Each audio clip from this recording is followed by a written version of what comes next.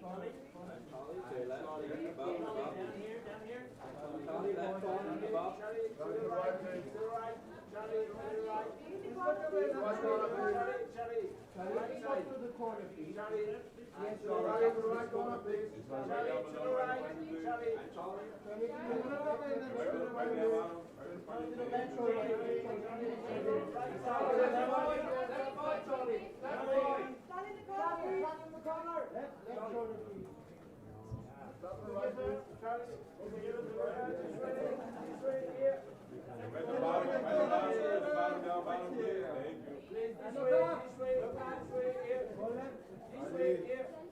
Charlie, this way. Up. go just to the top corner, please. Stand in the corner and look up, please. And Charli, left corner, above. Stand in the corner, please, and look up.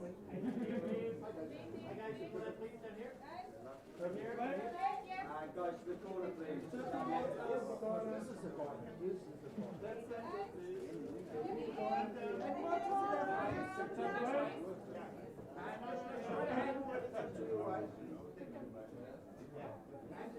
And look up.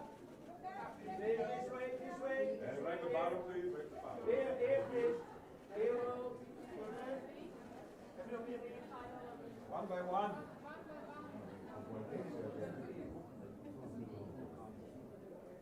Charli.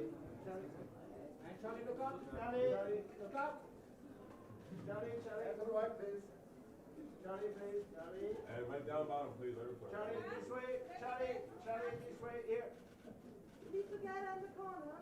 Right, so just turn slightly this way. Please, this One way. by one. And just straight ahead of you, please. That's it. Everyone right down here. Charlie, can you look to the right? Charli, over the shoulder. Over the shoulder. Charli.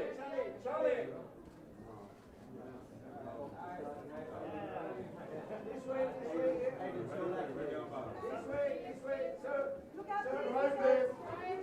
Aidan, down here. Sir, this way. Right the bottom. Right the bottom.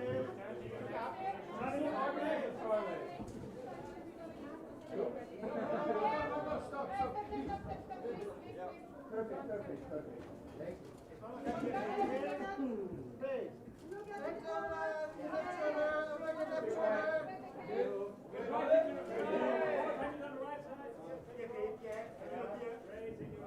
No problem. All right, thanks. Everyone.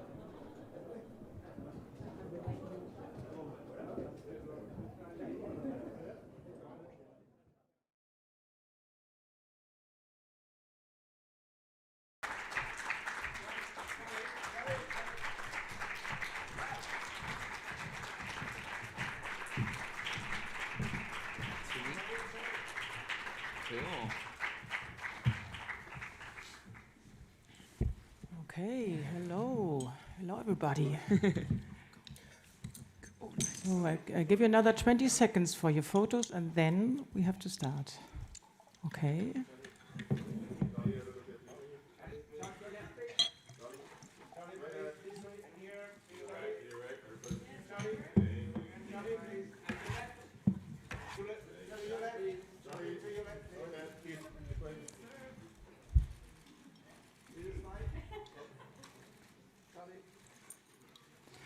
So did you get your photos? Would you please sit down? Thank you very much. Thank you. Okay. Big cameras.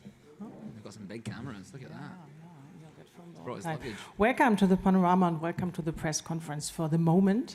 And I'm very, very honored to introduce our fabulous guests. I'm starting from your left. Please welcome the producer, David Hinojosa. Welcome.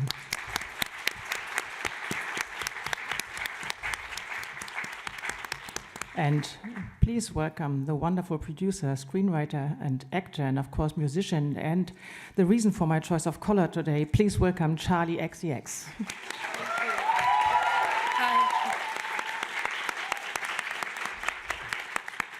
And also please welcome the man who made this all happen. Please welcome the director, Aidan Zamiri. It's wonderful that you're here.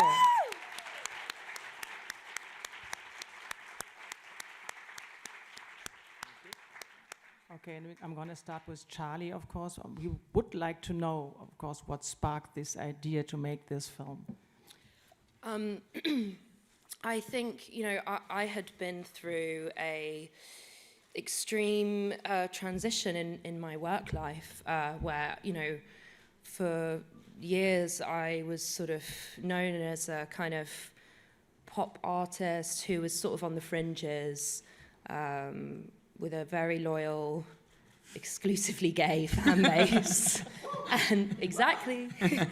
And after my album Brat, I kind of got opened up to this entirely new, much larger audience, which I was so grateful and thankful for. But with it came this, I don't know, this sort of feeling of kind of losing control of something that I had really been able to be in control of for so long, I think when you release art into the world and it, reaches a wide audience, and in my case, this was the widest audience I'd ever reached, their opinions begin to be sort of,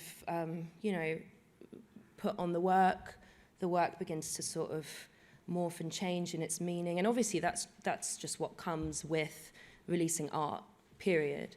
But I'd never experienced it at this scale before, and it left me sort of thinking a lot about how we communicate art, at what point art sort of leaves your own hands and goes into, the audience's hands, how that makes you feel as a creator.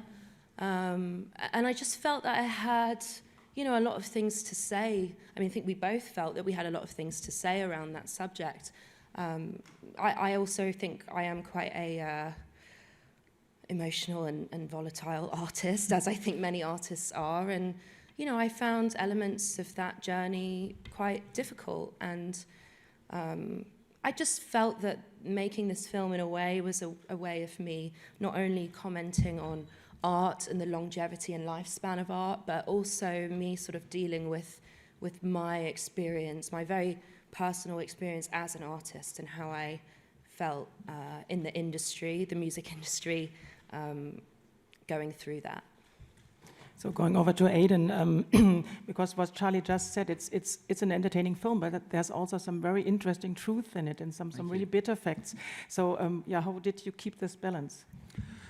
Yeah, you're right. I think throughout the film, the sort of voice of it shifts and changes. And I was thinking about this recently, that I think that's also part of the magic of Brat, the album. Charli's able to make this amazing piece of work that at times is sort of celebrates hedonism or repeats the words club classics over and over again, but then seamlessly transitions into being completely raw and unfiltered and emotional, and that's what sort of makes it feel like this layered and full piece of work. And I had the really kind of specifically exciting experience of being able to know Charli and work with someone that I think is so honest about like who she is, her strengths, and also her failings. So I had this really personal way of understanding this transition that Charli said that she was experiencing in real time. And when we were forming this story, something that was actually helpful is that, we had this kind of very personal journey that Charli was able to go on, but then Bertie Brandes, my amazing co-writer, she actually didn't meet Charli at all, didn't even speak on the phone until, out of sort of wanting to kind of keep a sort of an element of separation actually until right before we started filming. And so we had this kind of amazing two-pronged approach of knowing Charli on a very personal level, but then also being able to understand this kind of cultural phenomenon and how this existed in a wider context. So did you really work together, you two? Is a question for you two. Did everything together? You meet, you wrote the script? Oh yeah, in terms of developing the story, it was the whole way through extremely collaborative. Sort of the first kind of genesis of the idea came from Charli. Sorry, my voice cracked a little there. I'm nervous around her. I don't think it's me that's making you friends. nervous. There's a lot of you guys. But that first piece of writing, was sort of our emotional anchor for the whole film. It was sort of how it felt, I guess, to arrive somewhere that you've been sort of reaching for so long, but rather than feeling that you've you've arrived, that you were holding something that was kind of slipping through your fingers, and that felt like a very human experience in general. And then as we sort of continued to develop a story, we would check in with Charli regularly, and in the hopes that what we were making, you know, of course this isn't truly what happened in the real world. We made a fictional story, but we wanted to make sure that everything that happened is in some way plausible, or was a reasonable thing that Charli might have done, you know, given a different set of circumstances and different set of influences around her. Mm-hmm. I think one of the most important things in this film is this: Charli, it's you, but it's not you. You know, it's another character, and it's very, very close, probably. So, can you tell us something about that? Is it how much of you is in this film? Well, obviously, I've been sort of training to play this role my entire life in ways. Extremely method. Yeah, very, very method from the day I was born, I guess. But. You know, I think, as Aidan said, it's like the scenarios that we show in the film are not true scenarios that actually happened to me in the year of 2024, but given a different set of circumstances, they might. And I think I have definitely come close to those circumstances, especially having been in the music industry for so long.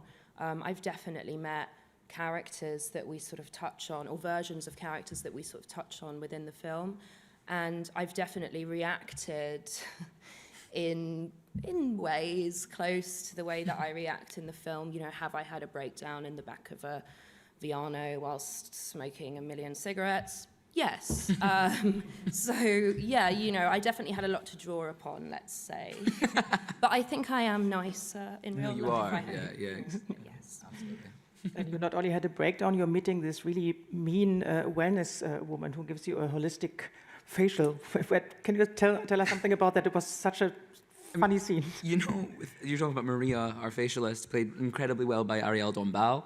Do you know, a lot of the things that Maria says in that scene actually were said to Bertie, my co-writer. She was actually told that she's relaxed in the body but closed in the heart. Really brutal, really brutal. But yeah, I mean, there's something interesting about kind of creating conflict with characters, and Johannes is also kind of like this in the film, of people that sort of, you know, kind of justify things by these sort of ideas which are a little intangible. Charli's a very practical person, and kind of I've always known her to be that way, and actually we've spoken about how sometimes you get the most frustrated and triggered by people kind of using woo-woo language to make you feel bad about yourself. Yes. So yeah, that scene was really fun to shoot. It was a really fun one to write as well. And what made you ask Kylie Jenner to play a fictionalized version of herself? I mean, you know, I couldn't believe that Kylie was down to do this. I mean, we were so grateful, and she was incredible. You know, really, really incredible actor.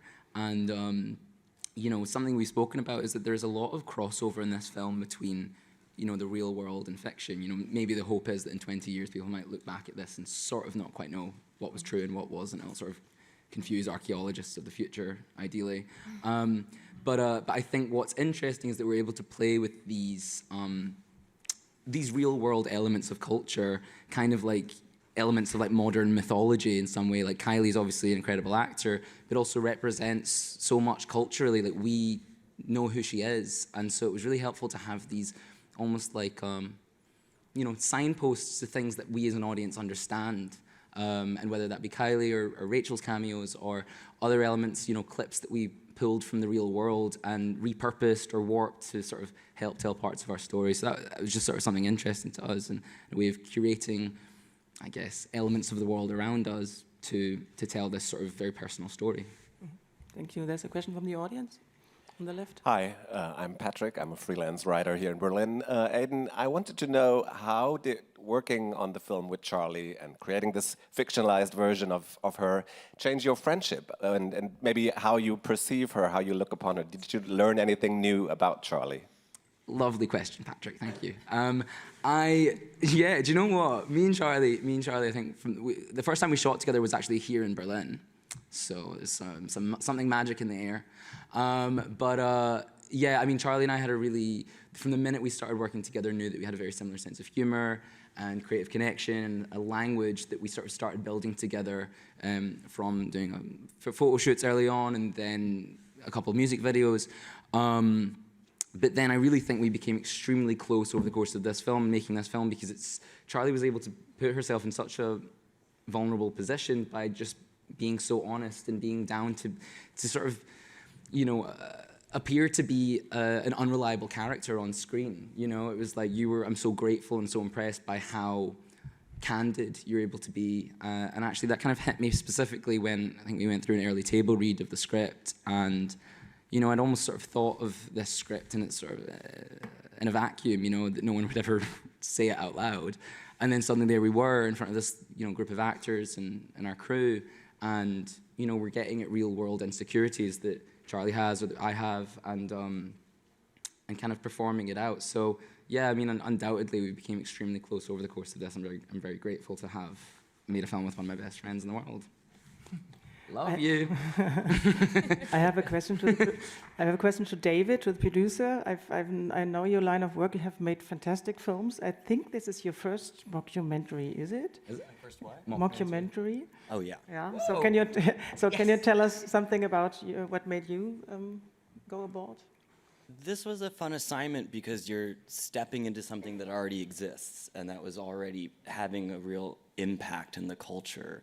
So getting to work with Charli and Aidan was a privilege, but also the responsibility of changing format. We're working in something long form, we're working with a different grammar, we're working within a context of influences we all loved and wanting to live up to that, but also really deliver to people who were fans of the album and to the kind of universe of Brat, but to bring something new to it and for it to stand on its own 2 feet as a film and a piece of cinema that we're really proud of.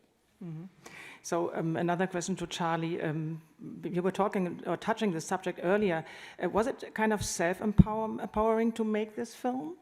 Self-empowering? Yeah, because could finish the whole phase. Yeah, of course. I mean, I think in the film, Charli in the film, which sounds crazy, but Charli in the film, she decides to set herself free of Brat and kill Brat. And I think, we were aware that this film was probably the sort of full stop at the end of an album campaign in the real world too. And I think we're very interested in, playing with, interacting with the world around us, and also operating in an insular way within a film. So I think that was something very appealing to us. And also, I think we've always been very interested in the lifespan of art, the idea of the tension of sort of staying too long, overstaying your welcome in a cultural space, and I think especially within pop music, that can really happen because fans are so feverish for the sort of the next thing, the next album, the next version of you. So I think, yes, making this film was quite cathartic in a way, because I was also able to channel a lot of my frustration that I may have felt in the real world into these sort of heightened scenarios that I was experiencing within the film. So this is really over now. The Brat summer is over. Yeah, I mean, it's sort of up to the world, but for me, it's over, and I guess you can't dread the end when it's over, to quote the film. There's another question about your fantastic camera person. I think Sean. it's Sean. Sean Price Williams, because I really loved the way he was like digging into everything and his camera flying around. Can you say something about that? Absolutely, yeah. It was our privilege and honor to work with Sean Price Williams, an absolutely incredible cinematographer and director in his own right. Sean in this film the camera is a character in the film, and he brought so much passion. Sean thought like an actor and cared so much about this film, and we're so grateful to him. And you're right that it's sort of in the same way that perhaps I was saying earlier, that the voice of the film sort of shifts, as it moves from scene to scene or from the beginning to the end. And so does the camera. It kind of had to feel, we would speak a lot about it feeling spontaneous or accidental, because we'd written something fictional, but the success of it hinged on it feeling completely unstaged and accidental. So So Sean really, we would speak about him never anticipating someone talking. He had to, every single time, catch someone by accident or allow himself to get distracted by something and figure out why the camera was there, whether it was voyeuristic or whether it was anxious, whether it was clumsy. So yeah, it was that language, you know, it's something that we spoke about a lot and prepared for, but it's the kind of thing that also you find when you're there. And luckily, the first scene we started with when we were shooting was the bathroom scene with Rachel Sennett, and it was this tiny bathroom with mirrors, and we've got 2 cameras running at once. And very quickly, we sort of found the identity and the voice of our film in that, and it was so clumsy, you know, and Sean and Emilio, our B camera, were kind of catching each other in the mirror, and there was a sort of constant pace and energy and anxiety that hopefully permeates throughout the entire film. Okay, another question from the audience. Hello there, Ben Dalton from Screen International. Congratulations to you all on the film, which I thought was so enjoyable. This is for Charli. You've been in Sundance with the film, you're now here. In the last few months, we've seen some big films that didn't start at festivals, things like Marty Supreme and One Battle After Another. Why was it important for you to have like this festival start for the film, and what do you think that gives to the launch of the film? I think we all collectively feel so honoured to have been invited to show our film at both Sundance and here at the Berlinale. I mean, I think both festivals really do champion a wide variety of filmmakers with really important voices. I mean, this festival in particular is known for not shying away from political films, from films that have a real social angle, from films by directors who really are visionary and have something to say. And I think for me as a producer, as an actor, for Aidan as a director, for David as a producer, I think, you know, those are the kinds of films that we love. Those are the films that we want to champion ourselves. And I feel like, you know, I'm only just starting out in this industry, but I feel passionate about working within those spaces, and I just think we all feel so honored to be here, and yeah, we're very, very thankful for this festival because I think it's very important that it exists. And I just got the sign that we have to stop this. I'm very sorry because we have a busy schedule, but we are very thankful to have you here too, and thank you good so luck much. with it. Thank you very much for this film. Thank you, guys. Thank you so much. Thank you so much. That was fantastic.